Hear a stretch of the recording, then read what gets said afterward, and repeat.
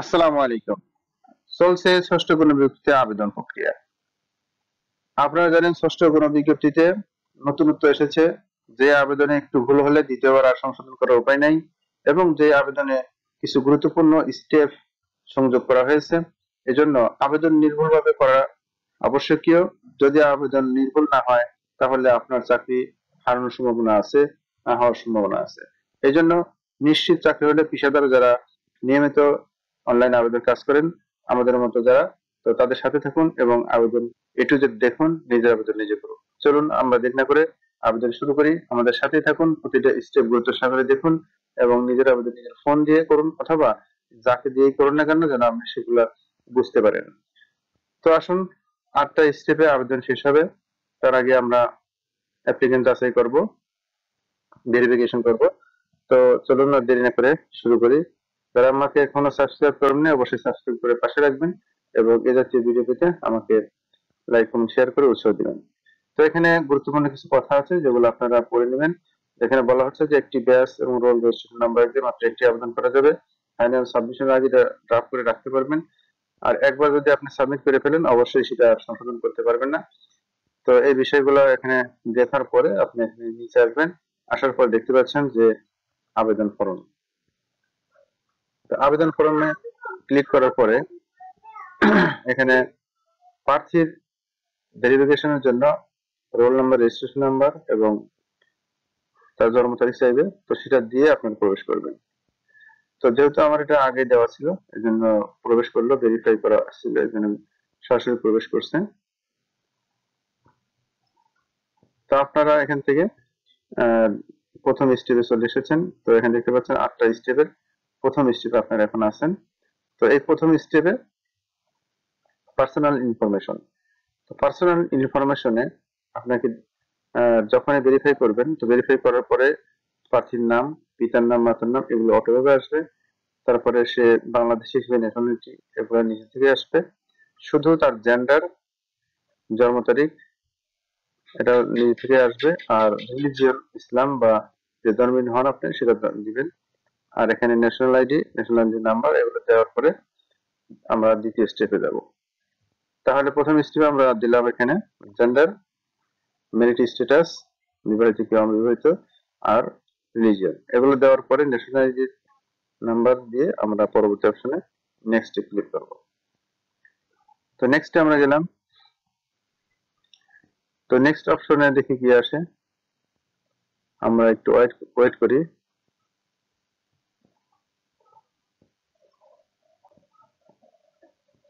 তো আমরা net connect করে নিলাম। এবার এখানে আবার ক্লিক করলাম, করার পরে আমরা অলরেডি দেখেন দ্বিতীয় স্টেপে চলে এসেছি। তো দ্বিতীয় স্টেপে আসছে আপনার কন্টাক্ট ডিটেলস। তো কন্টাক্ট ডিটেলস এ আপনাকে কি তথ্য দিতে হবে সেটা আমরা দেখে নেই।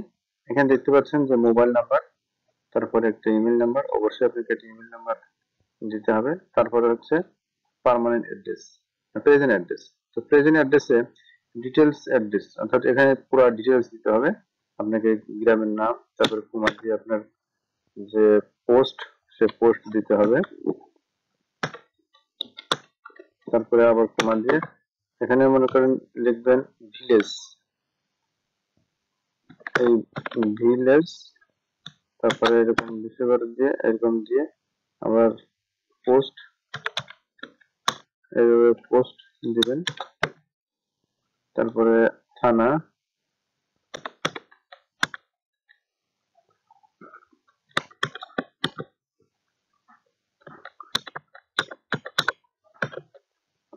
এরকম দিবেন। দেওয়ার পরে ডিস্ট্রিক্ট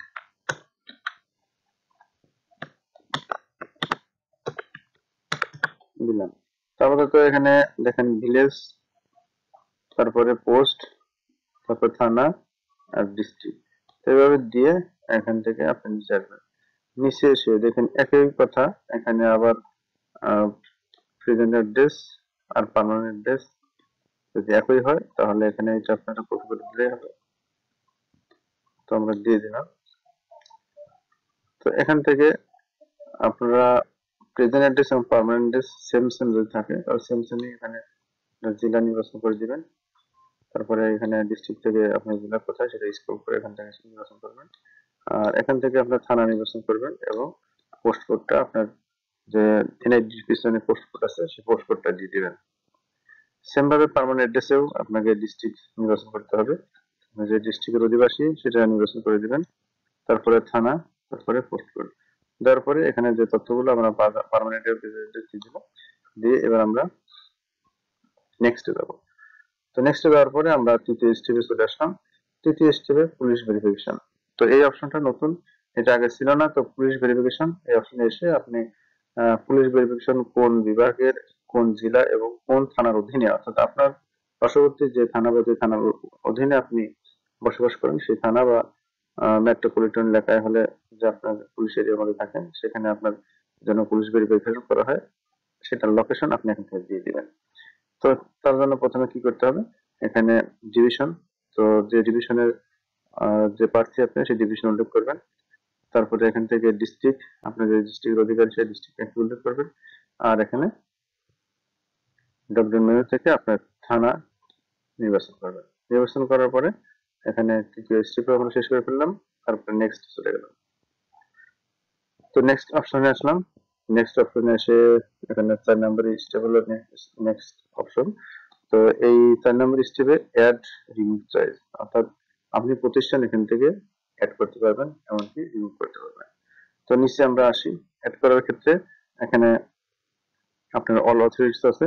অল অথরিটিস এর মধ্যে ডিএমই হলো মাদ্রাসা শিক্ষা অধিদপ্তর, আর জিএমই এবং ডিটিএ হলো মাদ্রাসা শিক্ষা এবং কারিগরি শিক্ষা অধিদপ্তর, আর ডিএসএইচই হলো উচ্চ মাধ্যমিক, মাধ্যমিক ও উচ্চ মাধ্যমিক শিক্ষা অধিদপ্তর।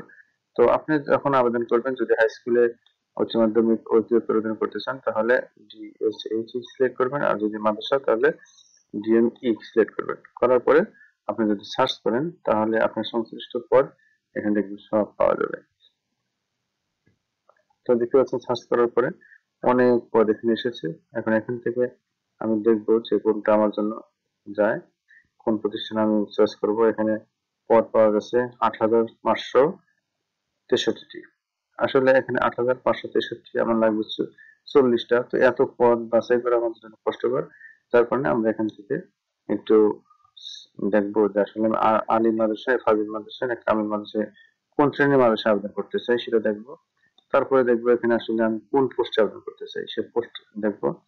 তো এখানে পোস্ট আমি সিলেক্ট করে দেওয়ার পরে যদি আমি সার্চ করি আবার, তাহলে দেখবেন এখানে এখানে পদ সংখ্যা এই পরিমাণে আছে। তারপরে ক্যাটাগরি, ক্যাটাগরি ক্ষেত্রে জেনারেল, টেকনিক্যাল, মাদ্রাসা। তো আমি যদি এখানে মাদ্রাসা সিলেক্ট করে সার্চ করি তাহলে মাদ্রাসার, যেহেতু সরকারি ভাবে শুধু মাদ্রাসাতেই, যার কারণে সেমটাই আছে। এখন কথা হলো ডিস্ট্রিক্ট, অর্থাৎ আপনি কোন ডিস্ট্রিক্টের অধীনে আবেদন করবেন সেই ডিস্ট্রিক্ট যদি এখান থেকে সিলেক্ট করে তারপরে আপনি আবেদন করেন তাহলে আপনার শুধু সেই ডিস্ট্রিক্টের শূন্য পদগুলো দেখাবে।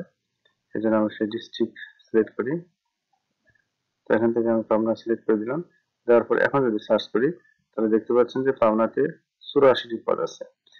তখন এই 84 থেকে আমি সিলেক্ট করব পাবনা জেলা 84টা। এর মধ্যে থেকে এখন যদি আমি থানা সিলেক্ট করি তাহলে আমি আশেপাশে থানা বা নিজের থানা যেটা সেটাতে কতটা আছে সেটা যদি জানতে চাই তাহলে এখানে আমি সেটা সিলেক্ট করলাম।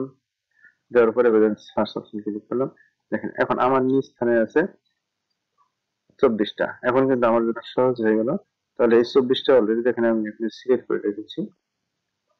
তো এখান থেকে যদি আপনি চান যে সিলেক্ট উঠাই দেবো তাহলে আপনি এখানে এটা ক্লিক করবেন, তো এটা আনসিলেক্ট হয়ে যাবে। আবার যদি সিলেক্ট করতে চান আবার এটা ক্লিক করবেন, তো এটা সিলেক্ট হয়ে যাবে। এখন এই 24টা সহ আপনার যদি 40টা লাগবে তাহলে ওর পার্শ্ববর্তী থানা লাগবে আমার। তো পার্শ্ববর্তী থানা যারা আছে তাদের আমি একটা এখান থেকে সিলেক্ট করি। যেমন এখান থেকে এই পার্শ্ববর্তী থানা ফরিদপুর আমি সিলেক্ট করলাম, করার পরে সার্চ দিলাম। তো এখানে দেখেন 7টা আছে। তো এই 7টা আমি সিলেক্ট করবো, এই জন্য আমি এখান থেকে ক্লিক করলাম, ক্লিক করলাম। তো একটা করে ক্লিক করাতে কিন্তু এখানে দেখতে পাচ্ছেন এটা সিলেক্ট হয়ে যাচ্ছে। তো আমি 7টা সিলেক্ট করে দিলাম। তো এখন আমি 40টা হতে আমার এখনো বাকি আছে। এই যে আমি পার্শ্ববর্তী থানা অন্য থানা থেকেও কিছু সিলেক্ট করব। তো সেখান থেকে আমি বেড়া নিলাম, সার্চ করলাম। তো বেড়াতে আমরা দেখছি 3টা আছে। তো 3টাকে আমরা সিলেক্ট করে দিই। দেওয়ার পর এখন যদি আমার 40টা না হয় তাহলে পার্শ্ববর্তী থানা আরো দেখতে পারি, সুজানগর আছে। তো তো সুজানগরে কয়টা আছে আমরা দেখি। সুজানগরে 7টা আছে। এই 7টা যদি আমরা সিলেক্ট করি তাহলে এভাবে আমরা সিলেক্ট করে দেবো। তো আমার 40টা হয়ে গেছে।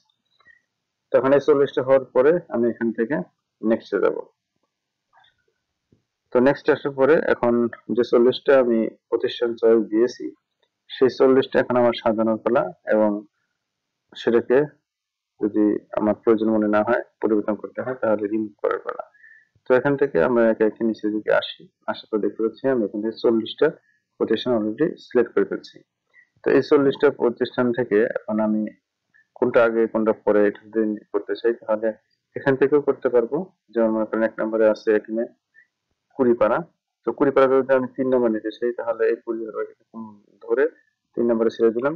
3 নম্বরে কিন্তু প্রথমে চলে গেল, এখনো যায়নি। তো এখানে আমি একটা জিনিস দেখাই, সেটা ড্রপ ডাউন মেনু, এই যে উপরে আরো নিচে আরো।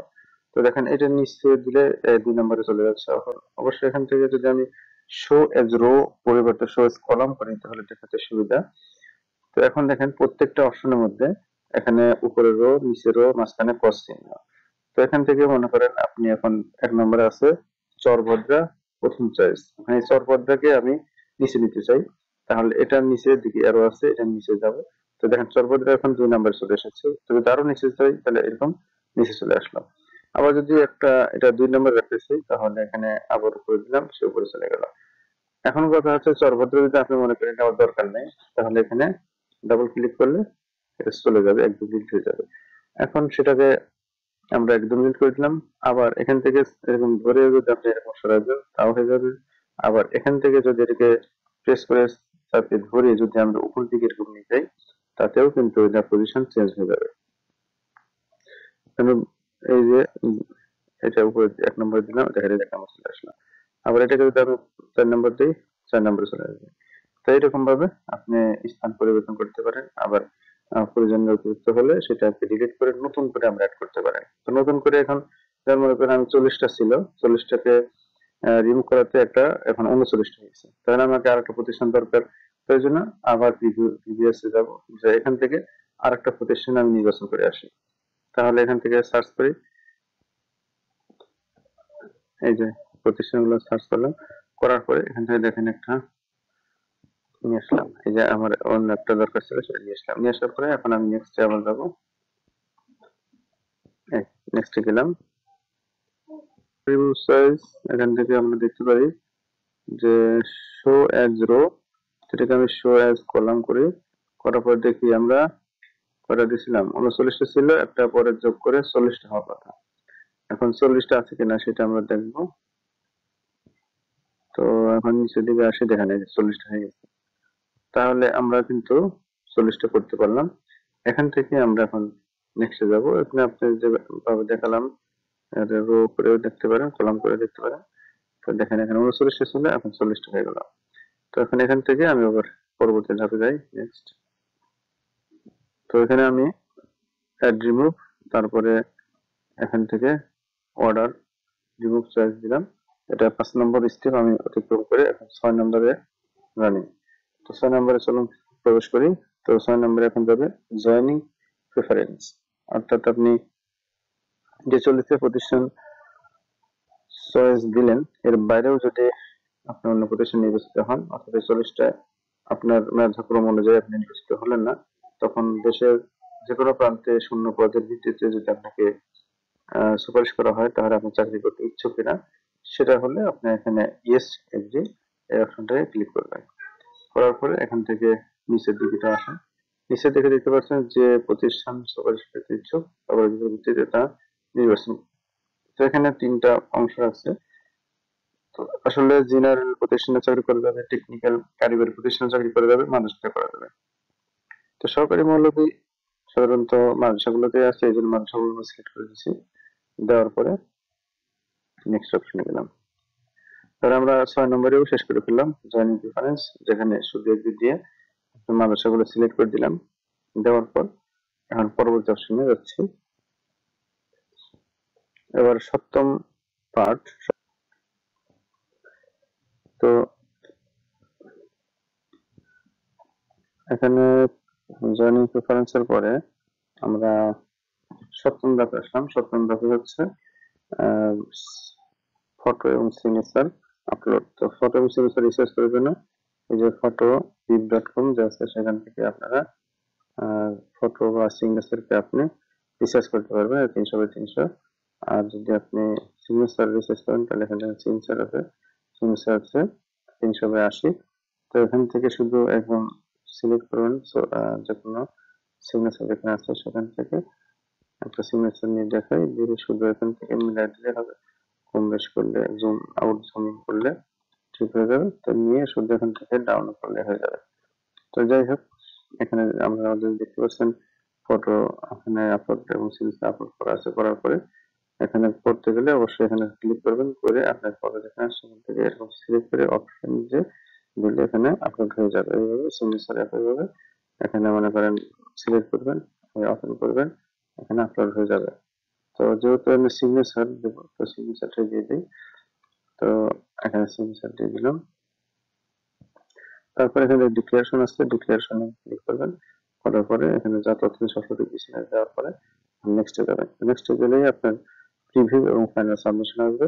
প্রিভিউ এবং ফাইনাল সাবমিশনে যে তথ্যগুলো আসে খুব কেয়ারফুলি আপনাকে দেখতে হবে। এখানে বলাই আছে, please review carefully the information below. After final submission you cannot edit the application and you are not allowed to submit another application.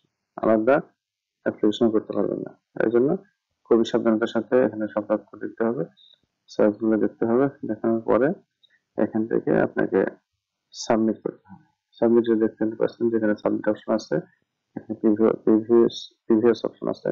যদি এখনো পরিবর্তন করার প্রয়োজন হয় তাহলে প্রিভিয়াস অপশন যাবেন, আর যদি সাবমিট করার প্রয়োজন মনে করেন তাহলে সাবমিট করে দেবেন। সাবমিট করে দেওয়ার পরে আপনারা একটা আনপেইড অ্যাপ্লিকেন্ট কপি পেয়ে যাবেন।